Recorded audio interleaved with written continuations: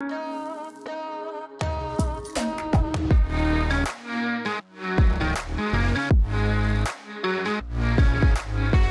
stock traders, I hope all of you had a fantastic day. I had a pretty good day trading myself. The market was pretty good today, so there was definitely lots of gains to be had out there. If you were following closely the top 7 list, then you would have had a 1.02% return. That is from Tuesday morning's video. If you had all those picks evenly, then you would have had a 1.02% gain, which is very good. Personally, I had a 0.46% gain. I had a couple of my picks that did not do that great, but overall, I think I'm pretty happy to have a gain for the first 2 business days of the year. Month to date, if you are following this list closely, then you should be really close to a 3.11% gain. And year to date, I am at a 4.92% gain. So far, so good this year and looking for a lot more. My goal for the entire year is 500%. So it should be interesting to see how we do. All right, so I have a couple sales to announce. One is DPW. I sold for a 10.55% loss. I should have held. Of course, looking back, and hindsight is 2020, but I did not like a non-compliance for them not having their meeting. Notice of non-compliance that came out. Although that's really not that big a deal. I should have just stuck to my guns, but I sold it anyway. I also sold BFGC for a 15.8% gain. I sold that early. I was planning on holding this longer, but they have approved a reverse split, and so I didn't quite like that very much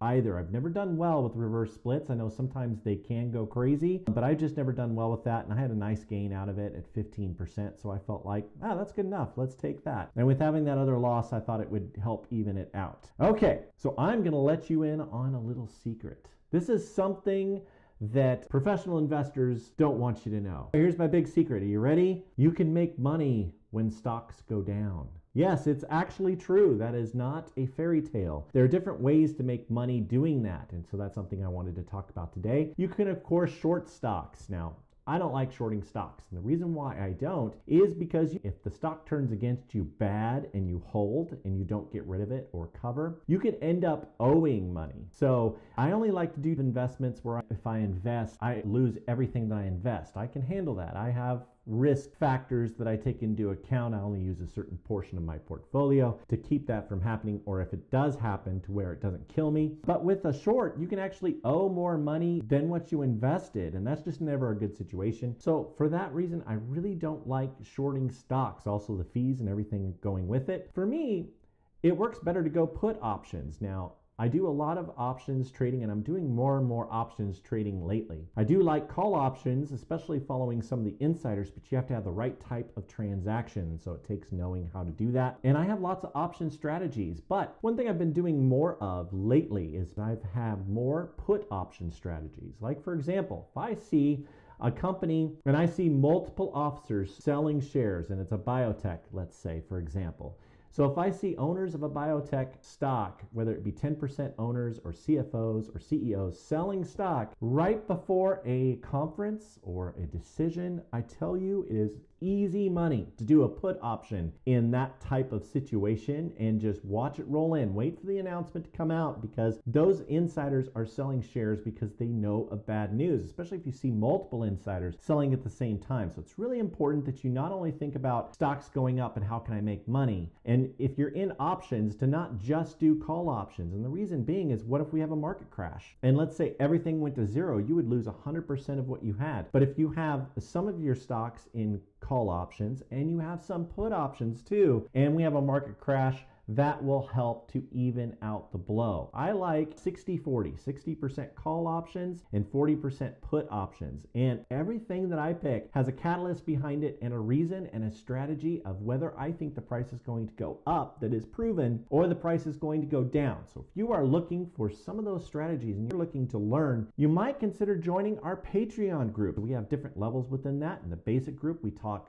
all insiders. In the standard group, we talk all kinds of things. We talk options, we talk day trading. There's a penny stocks room there. I get lots of help from my buddies Devin and John. They do lots of great call outs. I also got Jason, who does lots of call outs too. It's a great room if you're looking for it. We have that level. And if you're looking for something really advanced, we have our brand new premium level, our premium stock rooms. We talk a lot about those put option strategies that I just mentioned, and I give setups for that. I've had really good success doing that. And so So if you are looking for help and you're looking to make money and you're wanting to be part of a great group where all the investors help one another, highly recommend you check it out. It's definitely worth it. You will make it up in one great trade. Okay, let's get to the top 7 stocks. We only have 7 stocks today. That's it. Number 7 is NVS. This finished on Tuesday up 0.25%, just barely. My average in it's $94.04, and since calling this out, it is up 0.6%. Now, this is not an insider. This is actually an ART funds, and ART is loading up on this stock. I also like that they have a high analyst target, so there's a couple things like that. The average analyst target on this is $107, so I like ART loading up. I like the high analyst target, and I like the chart on this one. I think it's going to do well over a long period of time. This is not a short stock pick for me, so this is not my typical 3 to 5 days. I plan on being in this for a while. Over the last couple months, ARK Funds has been loading shares. They've only been buying. There's been no selling. This is not an insider play, but I think it's one that's going to do really, really well. All right, number 6 is ODT. This is Odinate Therapeutics. And on Tuesday, this had a rougher day, so it finally had a negative day. It was down 7.04%. My average in it's $18.16. Since calling this out, it is up 11.78%. And Mitchell Hearn, CFO, and Director Johnson Craig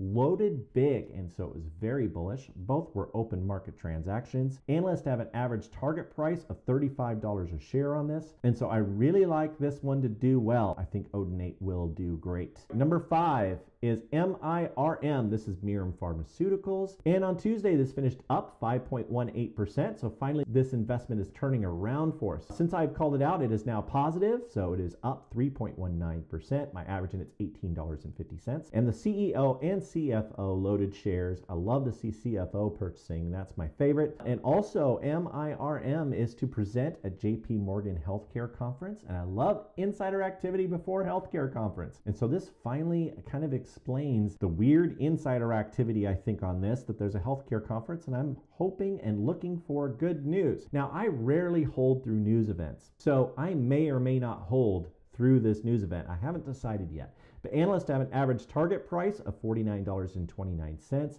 And that healthcare conference, their presentation is on January 12th. So that is something to look for. I think it will do great. Number 4 is SPLP. This has been on the list for a little while. This is Steel Partners. And on Tuesday, this finished up 1.45%. My average in it's $10.88. Since calling this out, it's still down a little bit. It's down 3.46%. I like this stock for a couple reasons. One, they've announced a repurchase program of $17.7 million. And this stock is low volume. So $17.7 million, that takes a lot of shares off of the market. I like that. And then also the director, the president, the executive vice president all bought shares in open market with their own money. And so those were very bullish. Now, this is a low volume stock, so you have to be kind of careful with how you trade it. But if you were to buy this tomorrow, you'd be in it better than I am in it. I think that this one will continue to do well. This is a kind of a midterm hold for me. I'm planning on holding it just a little longer. I like the way that it's starting to move. Number 3 is PBFX, and this is PBF Logistics. Now, this one really benefited from oil prices today. OPEC cut production today, so that was a great thing for the stock. So there's been insider activity, and that is probably why Central Empresarial de Capitales bought shares multiple days in a row. And so there could be more insider activity happening on this. Analysts have an average target price of $12.71. My average in it's $9 and a penny, and since calling this out, it is up 6.33%. I do think this one's going to continue to do well, especially with that OPEC announcement. Anything oil related will probably be pretty hot the next couple of days. All right, number 2 is AIRT. This is AIRT. This one has been all over the place. Man, this stock is crazy. So this is one of the most crazy stocks I've ever seen. There was 2 days in a row where it was halted. So it gets insider activity and it just goes straight into a halt. It just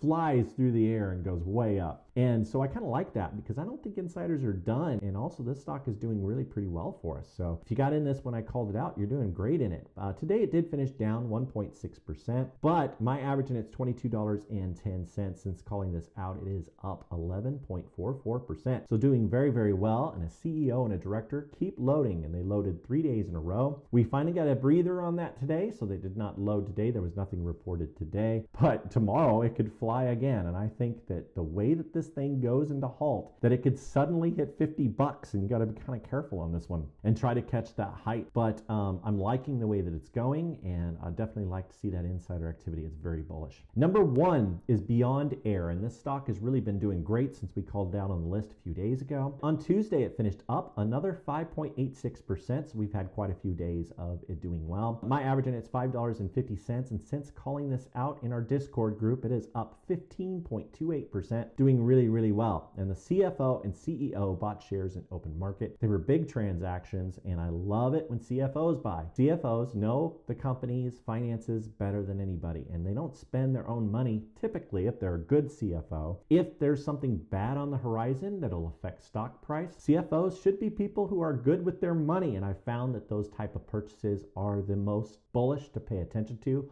or bearish to pay attention to. So you got to watch for that. The insider sells, you got to watch for that. Anyway, I do a lot of work for this list, so if you please do me a favor, please hit that most amazing and wonderful like button. Also, if you have not done so before, please subscribe and turn on those bell notifications so you get notified when one of these videos comes out. Well, let's just keep going. This year is going great. We got 2 green days so far, 2 greenies in a row. Let's keep her rolling, and I look forward to stringing a bunch together. My record's 22 days in a row, so we're quite a ways away from that, but definitely looking forward. I think that would be fun to do that again like I did in 2020 in the month, I think it was in June that we did that. That was really, really cool, right when we started the channel. Anyway, I appreciate all of your support each and every day, and Raythoven out.